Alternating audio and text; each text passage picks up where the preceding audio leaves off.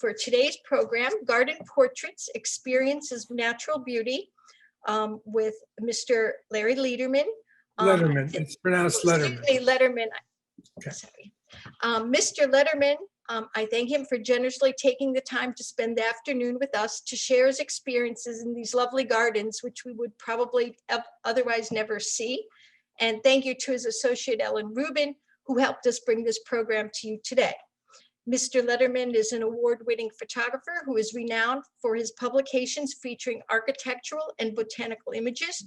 His previous books include Interior Landmarks, Treasures of New York, Frederick Church's Olana on the Hudson, the Rockefeller Family Gardens, the New York Botanical Gardens, and the Magnificent Trees of the New York Botanical Garden. Many of those books which I have and enjoy. His most recent book was published last fall, published by the Monticelli Press. Garden Portraits, Experiences of Natural Beauty is his most recent book. It is a very personal work, which includes images of his own garden, as well as the gardens of friends who he has visited many times over many years. I'm delighted that he is here to be with us for a Zoom virtual tour of some of the gardens, 2 of which are public, 14 which are private. All of the gardens are located in the Hudson Valley, Long Island, and Connecticut, but most have never been seen before. Thank you for being here today. Please hold your questions until the end. The book is available in the shop, and join me now in welcoming Larry Letterman. Thank you. Thank you, Beth. I'm delighted to be here, and take a look at the cover for a minute. This is a shot of one of the gardens in the book, and we're going to come back to it, but I want you to just see it as it is, and then I'm going to show you it in a different mode in the fall, and you'll see. So in part, we're going to be talking about the gardens. We're going to be talking about seasonality. We're going to be talking about photography.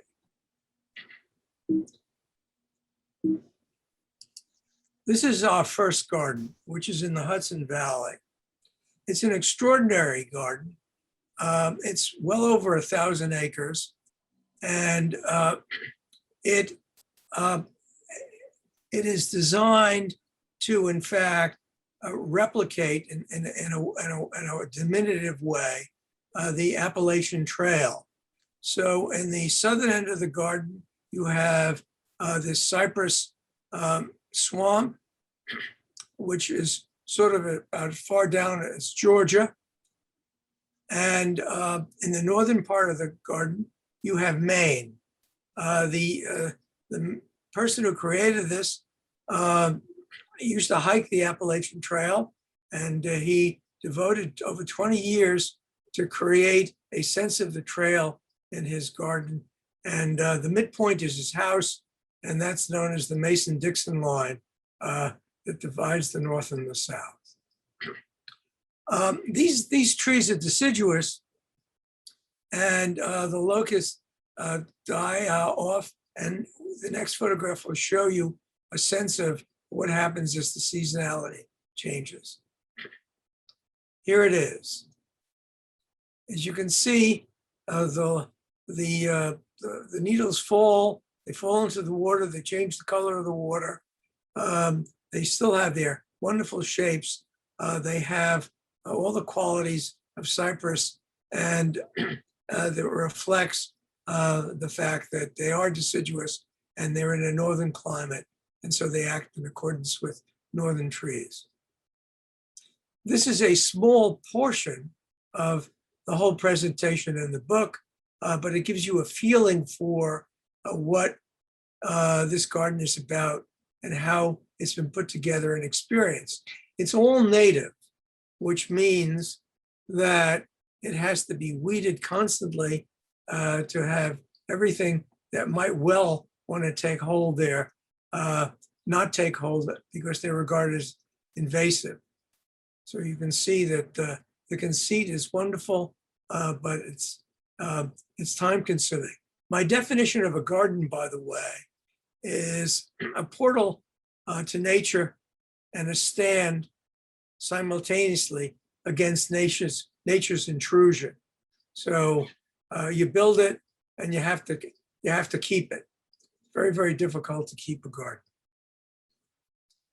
This is Ann Bass's garden, which is in South Kent, Connecticut. And this is over 1,000 acres. It's a farm, and she has wonderful gardens as well. But this photograph is meant to be an overview, give you a sense of place, a sense of the land, a sense of the farm quality, the agrarian roots of the garden, and a sense of its vistas. She has cattle as well on this property, prize herds. This garden, which is near the house, is a herbal garden, and the photograph was taken in the early spring, just as it was coming together. And there is a water feature in the back. That is a 19th century French cider press. And they grow water plants there, and it's too early to show in this photograph. Now, just about the photography, this is a square really, but I took it at an angle on the corner to give a sense of depth and to give you a feeling of its real structure. If you look at it symmetrically, it's not as interesting as it would be if you just take it from the point of view of the diagonals.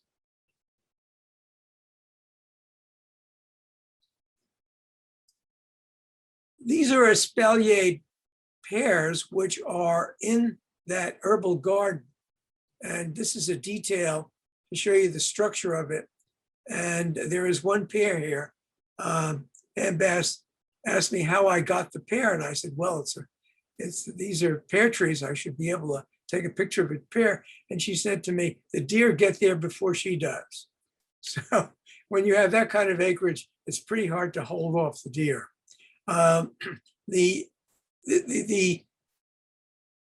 ironwork is quite spectacular, and it's designed for the space and to fit the garden.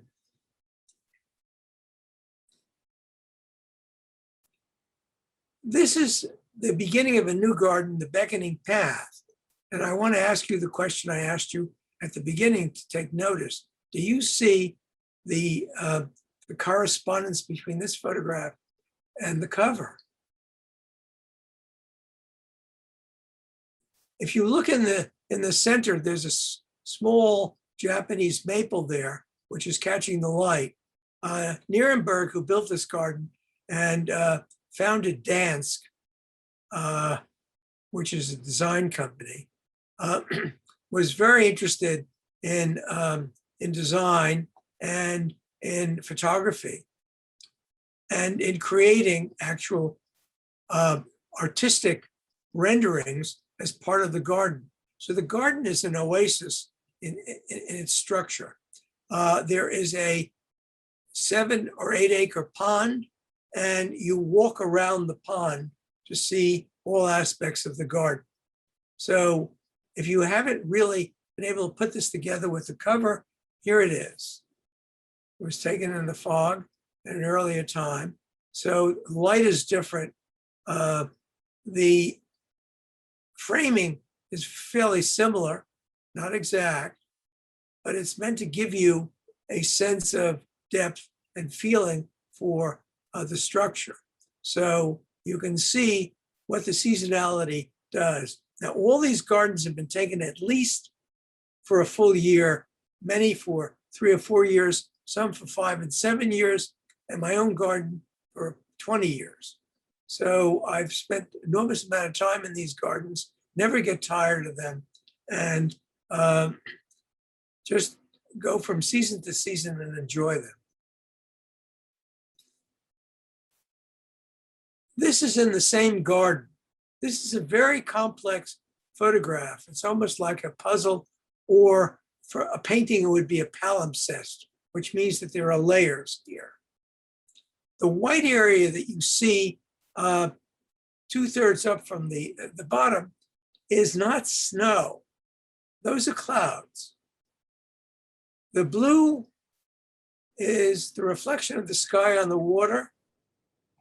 You can see the reflections as well. If you look in the left-hand side, you'll see the trees. Some trees are in the water and upside down. On the right side, you can see between the maple, you can see the tree trunks and branches in the water.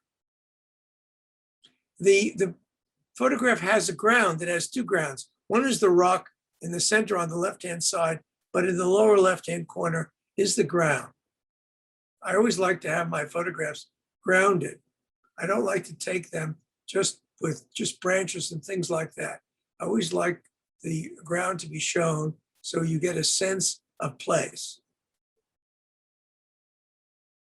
I learned that from Turner, by the way, because I really look to the landscape painters to learn how to photograph landscapes. This is another garden. This is Dave Brubeck's garden. It's in Wilton, Connecticut. And on the left-hand side, you have the entrance and you have a gate. The gate is a very unusual gate. I've never seen anything like it.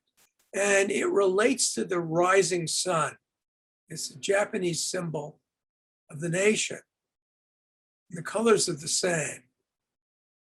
So it gives you a feeling for what you're going to see when you enter the garden. And on the right, you see all these Japanese maples. Give you a feeling of color. I've taken it in all seasons, by the way. And it's very painterly because it looks like brush strokes. You have a sense of coarseness about it. You have a sense of feeling the quality of the leaves. And in the path, you have the sense of what's been left behind. So we'll enter. This was his retreat. This is an island, and there's a little bridge to the mainland. You can see the bridge over to the left. And Brubeck had 5 kids, all musicians, all taking music lessons. And at certain times of the year, it just got very, very noisy, even if you open the windows. And he would retreat, and he had an electric piano there where he composed. The house itself was done by a well-known California architect. He had a house in Oakland as well. But this is what is called a case study house, if you want to know something about the architecture. And it's all windows. So I took this from the second story, going out and looking and taking the garden from above, in effect. On the left, you can see it's manicured, and on the right, it is woodland. So it has that yin and yang about it. And if you follow the plane into the photograph, you see the little turn there. That turn leads you to the island and to his retreat. This is Louis Coleman's garden. Louis Coleman was the vice chair of the New York Botanical Garden. He died last year. He was 100, and he set out to give away all his money. Over $100 and some odd million he gave away before he died. And this is a relatively small garden, but it's quite beautiful, and it's well designed. The tulips here get replaced because they're seasonal, and he had geraniums. He would fill in with geraniums. The water feature is a quarry, and I'll show you a version of it here. And you can see It's one, I ordinarily don't take pictures of pools. I have one or two in this because they have to be extraordinary. This is extraordinary. You can see the way it's beautifully built into the quarry. And Lewis had a wonderful conifer collection in his garden, and he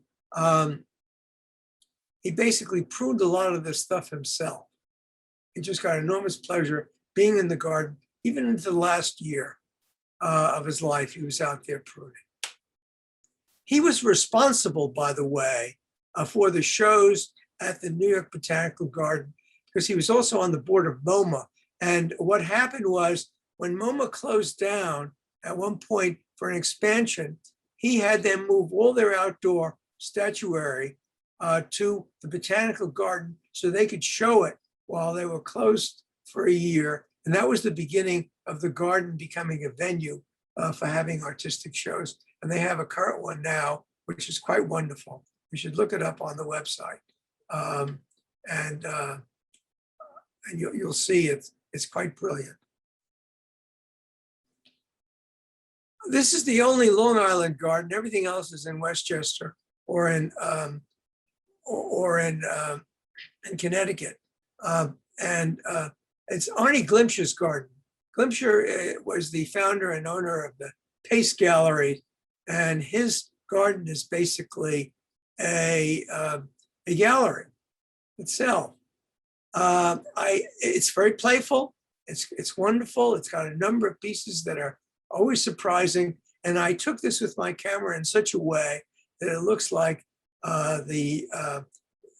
we're taking a picture of a swimmer. Yes, that's what I did. It's kind of interesting, isn't it? Okay, now, but I wanted to show that it's basically a natural area, and it's on Georgia Capon. And while I was photographing there many times, the birds came and went, and I took a shot so that I could have something for the book, which indicates that it's actually the beginning of the chapter for the garden itself. It says, this is it. It's a natural garden on the pond, and the sculpture is there, but it's alive. The garden is a real garden. This is a Greenwich garden, a good friend of mine. It's his garden, and his name is Jamie Gould, and he is the owner of Rogers and Goffigan, which is the fabrics maker. They make fabrics for the Getty and places like that. It's a high-end fabric maker. Now, he liked the formal garden, and at a certain point, he wanted to make a change and soften it up. And he hired Debbie Nevins, and she put in grasses here. The house is on a slope, and we'll go down and you'll see other aspects of the slope, and you see how the formal garden was naturalized. So here is an orchard and in a meadow. You can see the formal aspect above, and you can see it at the top of the screen. You can see the hedges, but it comes down into a meadow and then into a pond.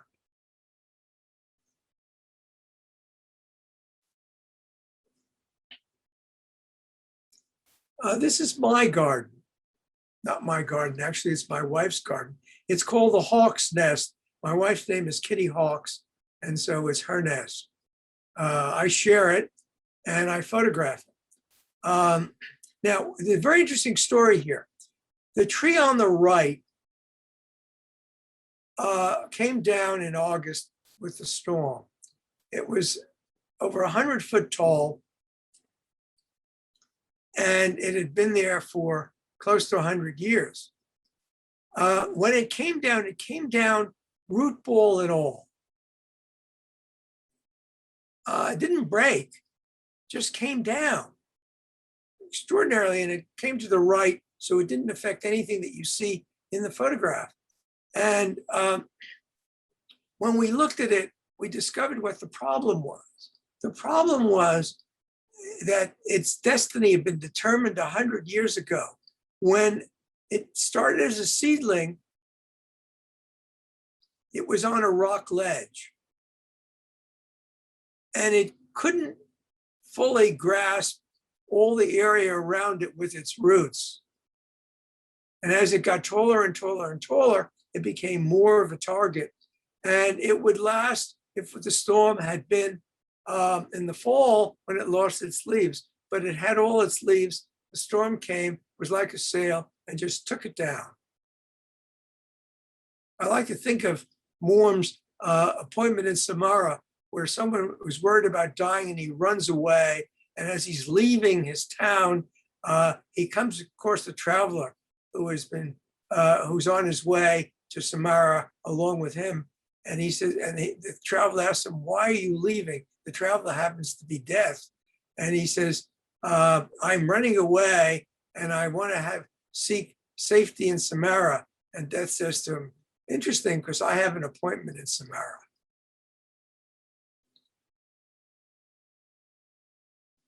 There is water through the property. There is a lake above our lake, our property, which runs into our area, and then our area flows down to a lake below, which had been the reservoir for Chappaqua, but it was decommissioned in the 1940s. Now it's private property. There are other houses on the lake, but this is taken in the fall, and we backed up the water with a series of stone walls to sort of create pools. And we built the bridge, and we tamed it. But my wife did that. It was my idea to back up the water, and then I left the rest to her. So this is going below on the property. That was the old sluice house. And so there's an earthen dam, and the dam runs about 500 feet across the water, and we plant it. And what we do is we have forsythia in the spring, and we have growing alongside the forsythia, mithocanthus grasses. And the grasses, at a certain point, the forsythia is totally yellow, and you see this band of yellow. We have a little path through it. And in that building, I have a skull on the water. But the plantings are really interesting because at a certain point, the grasses become 6 and 7 feet high, and they cover the forsythia, which becomes green. And you can see them here in the fall. They've turned straw color, and they're straw color all the way through the winter.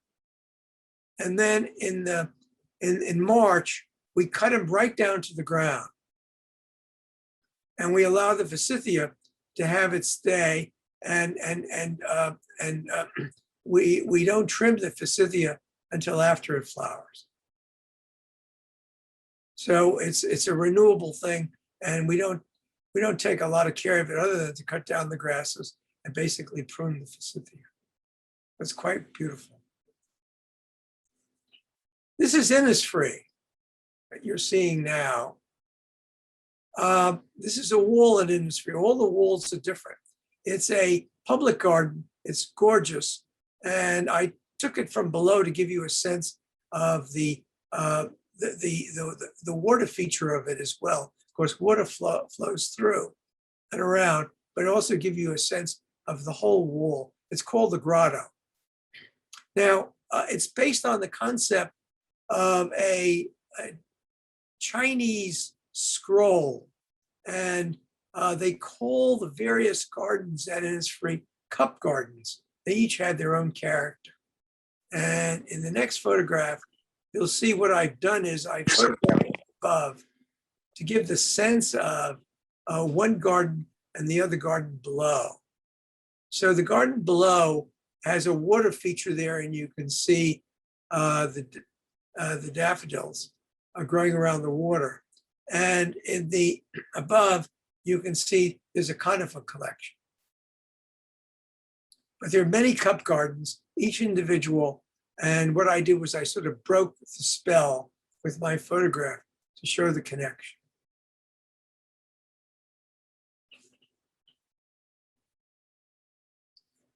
This is the Steinhardt Garden, which is near the Hudson River. Theodore Dreiser had a small house on the property, and his studio still exists there. A wonderful writer. Sister Carrie and American Tragedy are two of his most well-known books, but he wrote well on American finance as well, quite brilliantly.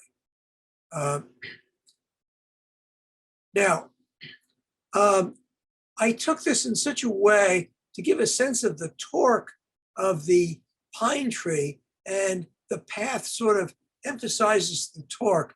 To the left, you go to to his Japanese maple collection, and to the right, you go to his conifer collection, and right in front of you is an apple orchard. It's a complex photograph. And he has approximately 1,000 different species of Japanese maples out of a possible 1,400. So he probably has the largest collection of maples in the United States, if not elsewhere. I'm sure the Japanese have more, but you know, it's extraordinary. Now, let's go on. This is the entrance, so to speak, to the maple collection. The bridge gives you the sense of its Japanese character. And I love the way the maple has grown. It spans over the bridge, and it does that in all seasons, but I've caught it. And every time I go there, and I've been photographing this garden for about 8 years, I always take a picture. It's sort of a mandatory photograph. You're in the midst of the Japanese maple collection now in this photograph. You have a real sense of it. The photograph is constructed in such a way that you're grounded in the front. You have a sense of the stones, stepping stones into the garden and all the way through, and you can follow the course of the water. And you have the reflections of the trees and the complexity of that garden, which is a woodland garden. It is not a showpiece as much as a place that you experience.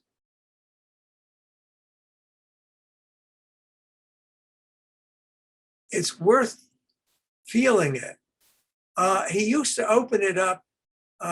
He has a zoo, and they would wind up, people would come with their children, and it would, I mean, people would be waiting for miles to get into it. And he's sort of closed it down. He may reopen it at some point because he's very proud of it, and it's worth seeing. It really is worth seeing. This is part of that garden.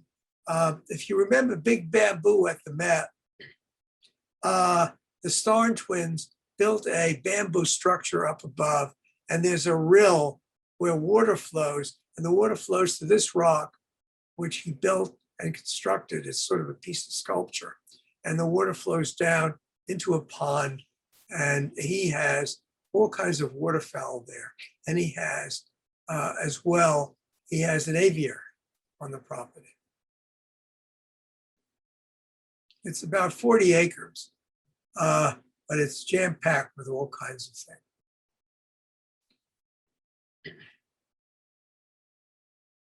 This is the Japanese garden at Kaikit, which is the Rockefellers. This garden was built in 1908, 1909. It's well over 100 years old. It was redone in the 1960s. It was first done by Rockefeller himself and his son, and then by Nelson in the 60s, who was the grandson, and his sister Blanchette. It is meant to be a copy of a garden in Kyoto, but it's much more than that. It's a pond and a stroll garden. It's about 2 acres, it's enclosed, and it is almost impossible to find on the property because you have to walk through 2 hedges to get to it. It's sort of hidden. It's next to the golf course, but totally hidden. And so it has this kind of quality to it of otherworldliness, because once you step in, you're in a walled universe, and it's on a hillside, and there's a wall surrounding it. And you turn and turn on various paths which control your approach to it, and you walk in a circle so that you never step in the same place twice. And you walk on water too, because there's water running through it, and there are large boulders that you walk on. So they're very concerned about liability. So, but they will take groups through. They won't take individuals, but they will take groups. So if you have a group, you can make arrangements to go. This is the contemplation garden. The garden really shows extremely well, both in the fall, where you have the maples turning all kinds of colors, and they're just gorgeous. And in the spring, when the azaleas flower, they're just unbelievable. The plants are so old that they have their own character. I really believe that it's a microclimate, and that it is not really a copy of anything, because over 100 years it's become its own thing. It's an American version of a Japanese garden, and now an American Japanese garden. When you enter, this is the tree you see. If you enter in the fall or the winter, you can see through. If you enter earlier in the year, it blocks your view, and you walk on stones down. If you look on the right hand, you'll see these downward lines. Those are bamboo. So you're seeing through the garden. You're seeing the colored things are basically colored azaleas and so forth that you're seeing. It gives it this kind of wonderful color.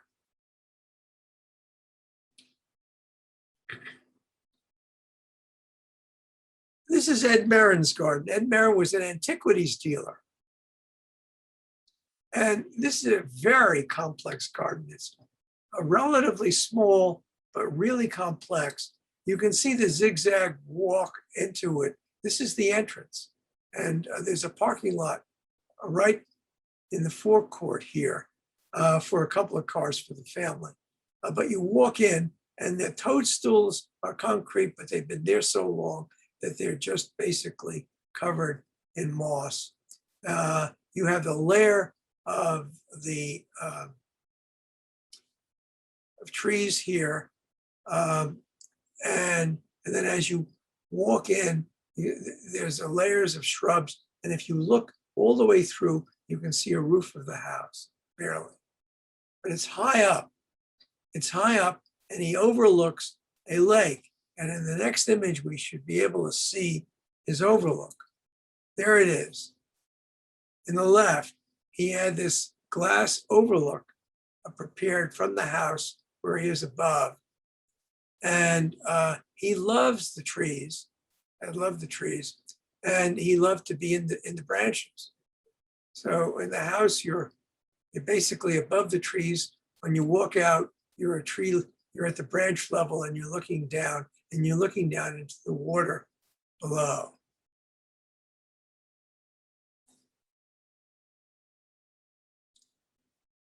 He has a Japanese area where he has a warm, heated water garden, and that's a Japanese style bridge, which allows you to step into it and enjoy all the blossoms. It's separate from the water on the other side. There's sort of a landmass about 10 or 15 foot wide that separates the two water features.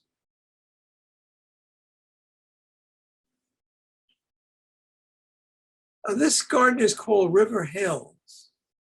It's on the Mianus River in Connecticut. And I created an illusion here The illusion is that the apple tree goes all the way across the frame. It doesn't quite. There is that on your right, you're seeing a shrub. But I played with the camera to get the feeling of it so that you feel that you're walking under it. It's beautifully planted, this garden. It's not a large garden. And when I started this garden to photograph it in the winter, and there was nothing there. And this garden surprised me more than any of the other gardens because it's so beautifully planted that it's like, actually, the way I think about it, it's like seeing a wave at sea. And it starts and it starts and it gets bigger and bigger and bigger as the seasons go. And it just, at a certain point, it just overwhelms you. And you can't believe that it was all there, all that power, all that natural plantings had just come to fruition. Quite extraordinary. Here it is with hydrangea.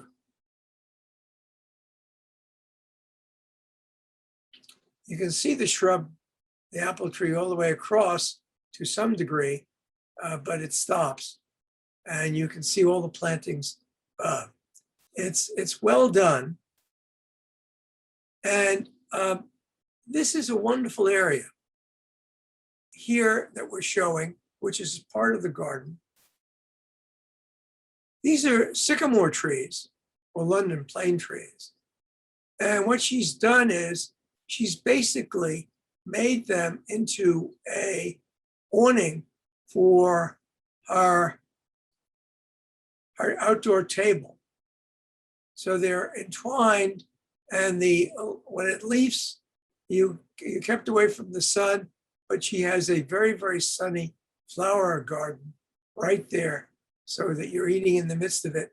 And you walk right out of the house from the dining room. So you're either in the dining room and you then leave, or you walk into this dining area. It's quite brilliant. And she teaches design at the New York Botanical Garden. Her name is Needham.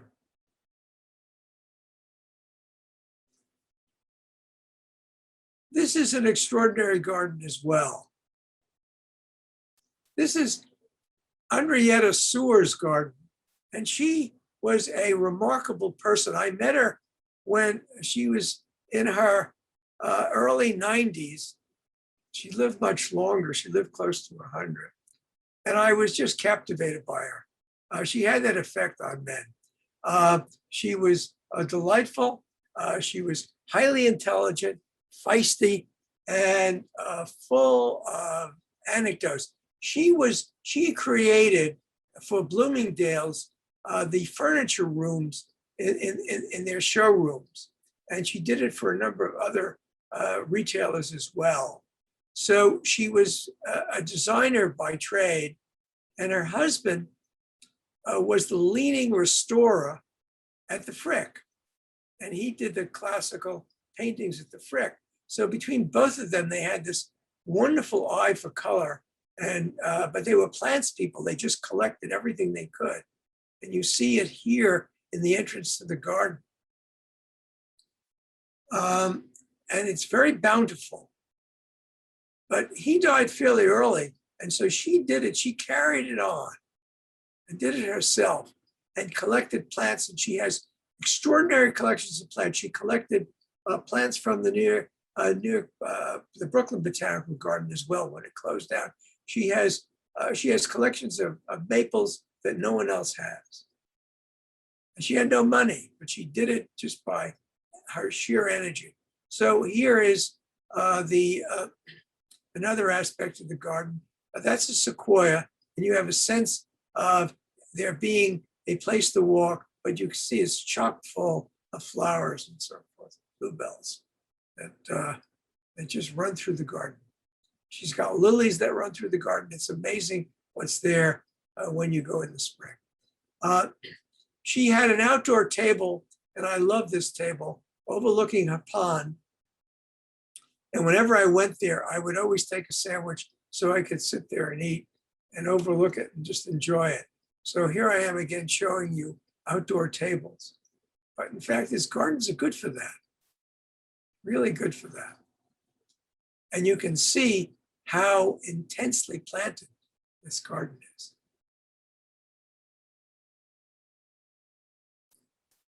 This is AP Farm. It's in Westchester. This is in a winter, and this is a 6-acre meadow or something, and that's a barn. And I just love the quality of it. I always photograph in the winter, and this gives a Wyeth feel. And we have another photograph, which I'll show you, of the same place, which gives you a completely different view of it, just to change the scene. Here it is, and you can just see how intensely green and lovely it is. That's Viburnum, the white Viburnum. They're climbing a hillside.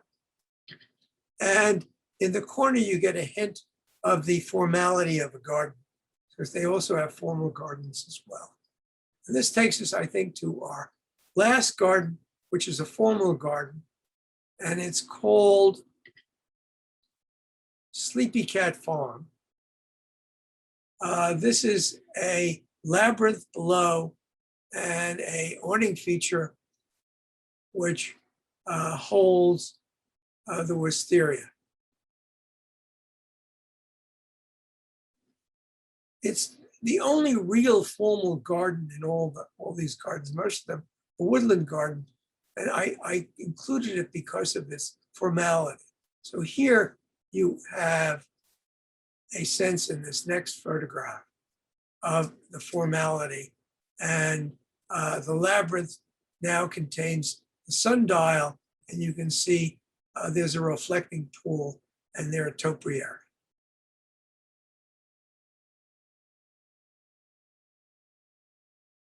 He has a path which he calls the east-west path, because on one side it is orientally oriented, and then on the other side it is very woodland oriented. And this is his serpentine hedge, which sort of transports you from east to west. And we included this in the winter because I wanted it included in the winter, because it gives you a sense of its serpentine quality, but also it shows you that spring is coming and the magnolias are right there. And this is part of every garden.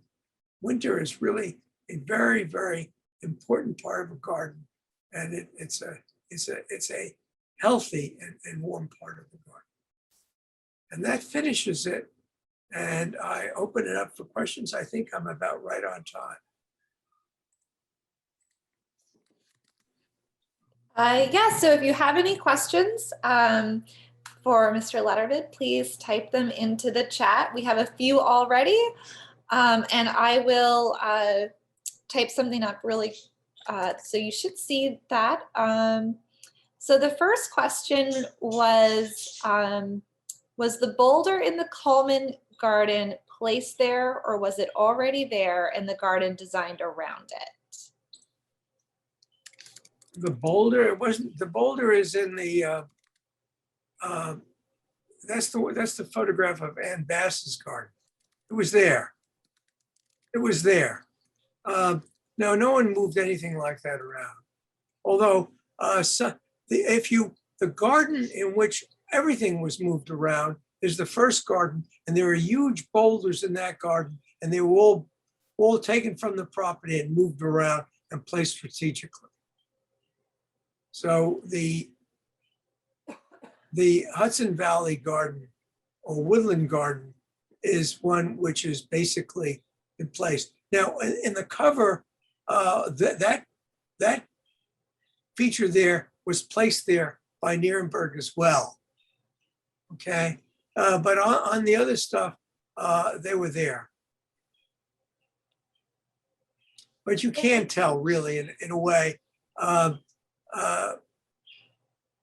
When people start to make a garden, it's a work of art. and they'll do anything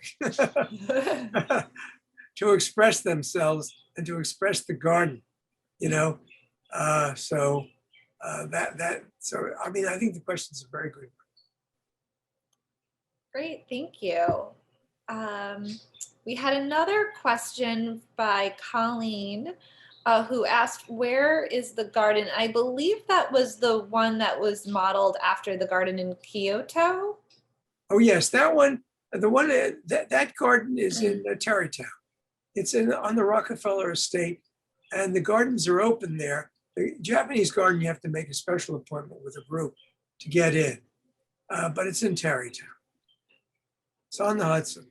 Thanks. I've received a few questions here, and I'm just going to make them somewhat general because they all touch on the same thing, which is, can you talk a little bit about the cameras that you use for these beautiful photographs?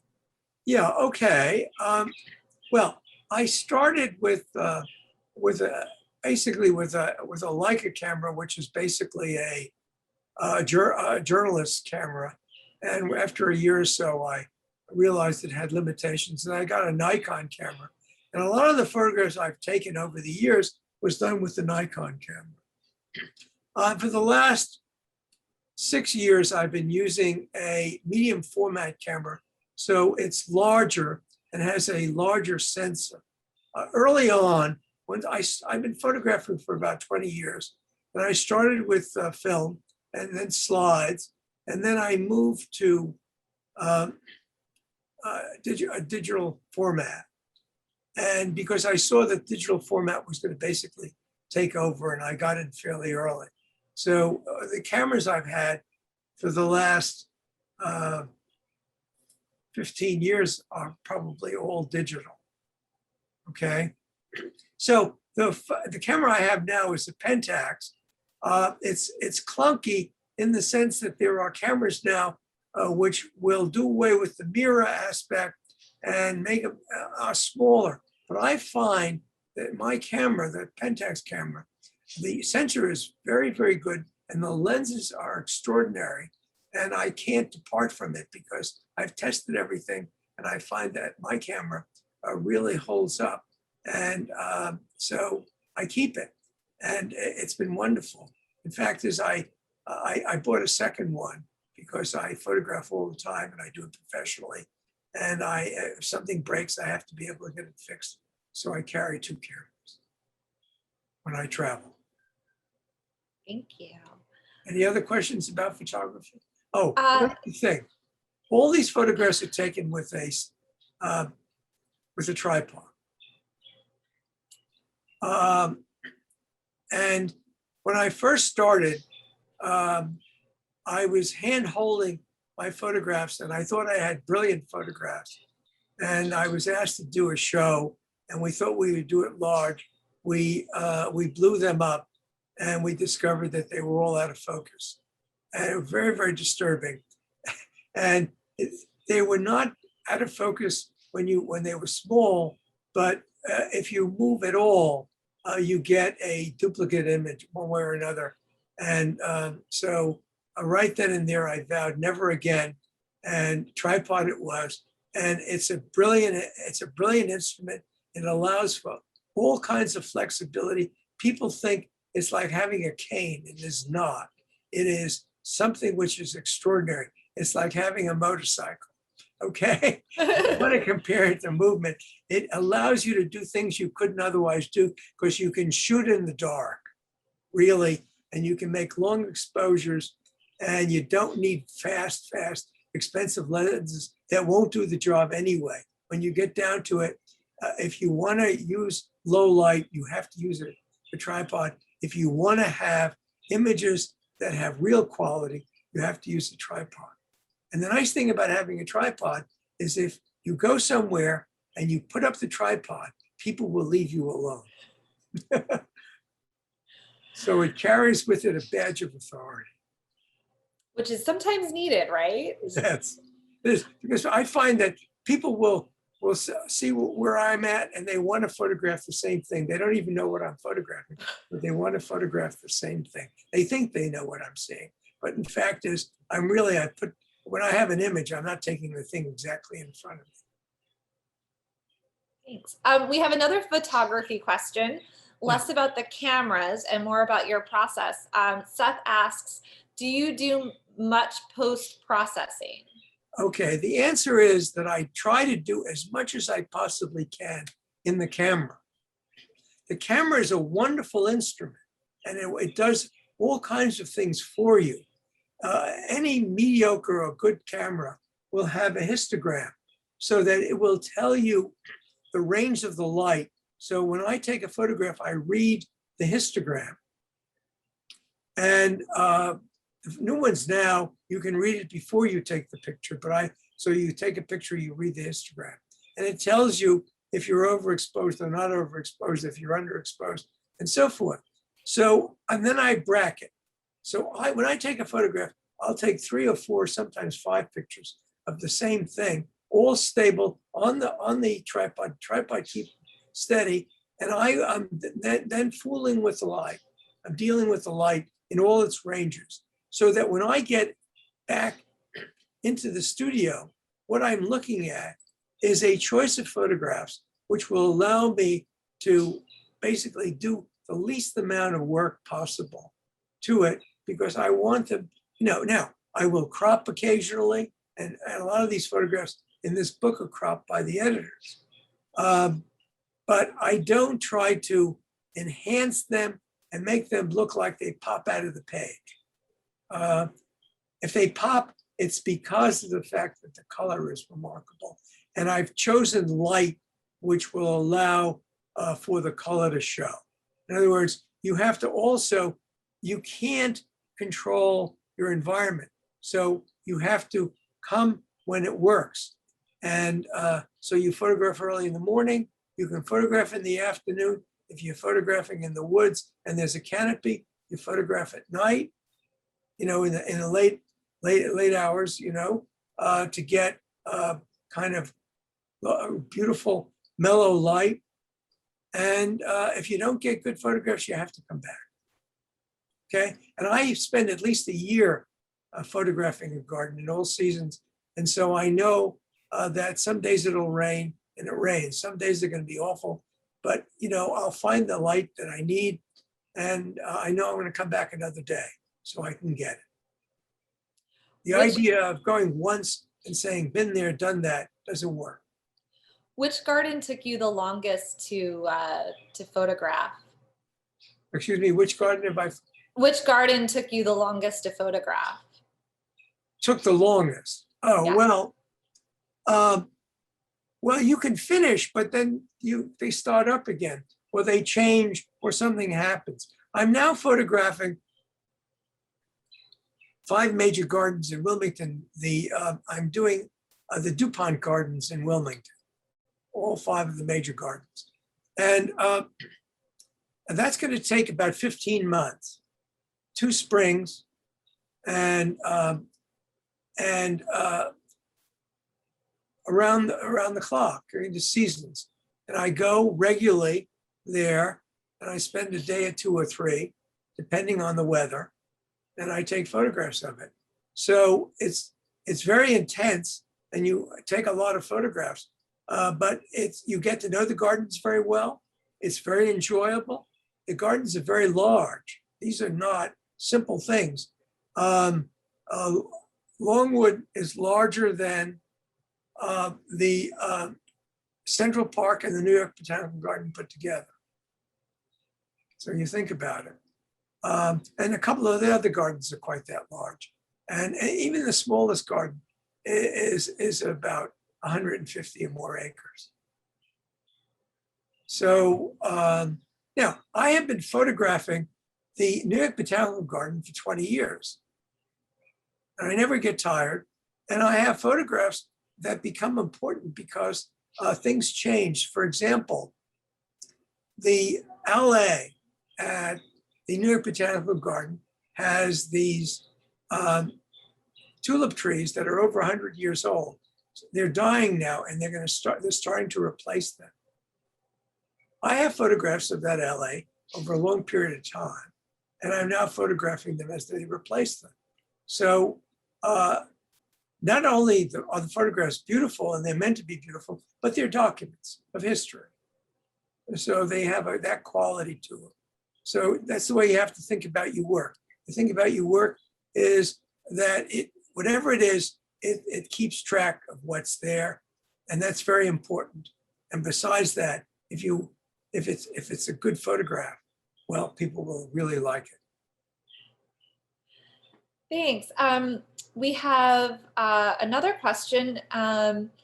And before I read the question, I just want to give everyone one more opportunity to ask any questions that they might have in the chat. Otherwise, this might be our last question. But Jennifer asks, can you recommend woodland garden designers in this area? Oh, well, there are a number. My suggestion, well, the one garden Leslie Needham, I know, teaches at the New York Botanical Garden, and you can try her. Or I would suggest that you call the New York Botanical Garden and ask them for landscape designers, because they have a school there. Okay. Great, thank you. Also, there is a woman who does a very good job. She did the Steinhardt Garden, not designed it, but she was their gardener, Kathy Deutsch. And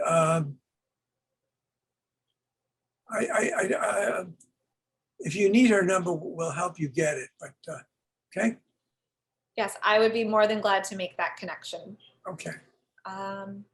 Are there any other questions? Yeah. Well, Lynn wants to thank you. The photos were stunning. Yes, definitely. Yes. So Beth, did you have any last comments or thoughts? There was a question. Some people asked if they could obtain a list of the gardens. If Mr. Letterman, Well, it's in the book. They're all. This is all in the book. Yeah. And so it's all there. And even if you go to Amazon, you don't buy the book.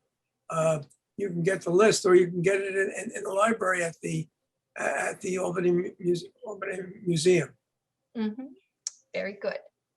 Yeah. There are 16 gardens. They're all listed there. One garden is not named because it's anonymous. Other than that. Okay. Very good. Well, thank you everyone for coming. Thank you, Mr. Letterman. Perhaps Olana will be a subject for a future talk. This was most enjoyable, and we were delighted to have you. Thank you. Thank you. Okay, I'd be glad to come back. It was a pleasure. The questions were excellent. I'm very pleased. Thank you very much. Thank you. Thank you. Care. Thank you. Happy gardening, everyone. And everyone have a great rest of their afternoon. Thank you. Thank you.